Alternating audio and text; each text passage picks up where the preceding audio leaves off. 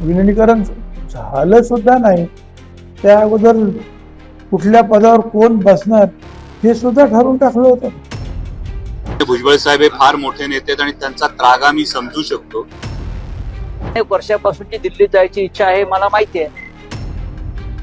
प्राथमिक चर्चा ही दादांच्या आमच्याबरोबर झाली होती. त्यामध्ये एकदा ओघाने दादांनी सांगितलं होतं की कदाचित भुजबळ साहेब हे राज्यसभेवर असतील.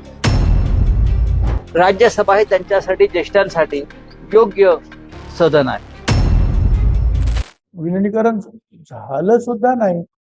त्या अगोदर कुठल्या पदावर कोण बसणार हे सुद्धा ठरवून टाकलं होतं. मग त्याच्यामध्ये उपमुख्यमंत्री कोण होणार हे ठरलं असं,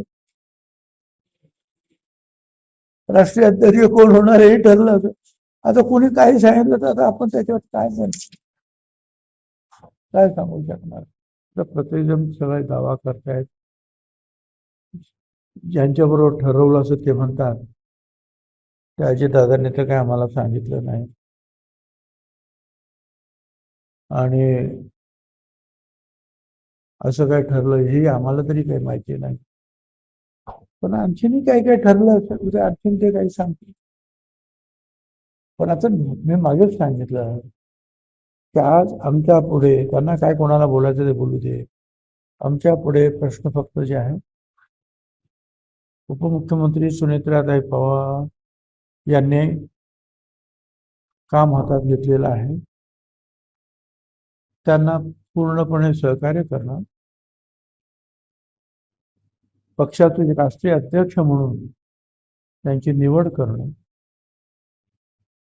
आणि ज्यांना त्या सगळ्या गोष्टी अशा झाल्या, हे झालं ते झालं, त्यांनी त्यांच्याशी बोलावं ना.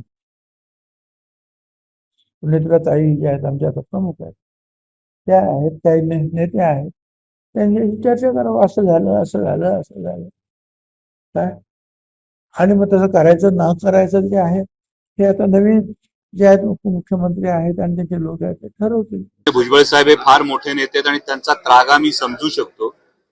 कारण जी काही आधी चर्चा झाली होती, आता विशेषतः जातनिहाय जनगणना होत असताना, ओबीसीचा कॉलम जातनिहाय जनगणनेमध्ये नाही अशी परिस्थिती असताना, माननीय भुजबळ साहेबांसारखा एक वरिष्ठ नेता हा संसदेत असणं ही फार महत्वाची गोष्ट होती. आणि जी काही प्राथमिक चर्चा ही दादांच्या आमच्याबरोबर झाली होती, त्यामध्ये एकदा ओघाने दादांनी सांगितलं होतं की कदाचित भुजबळ साहेब हे राज्यसभेवर असतील अशी एक चर्चा ही आमची अंतर्गत झाली होती.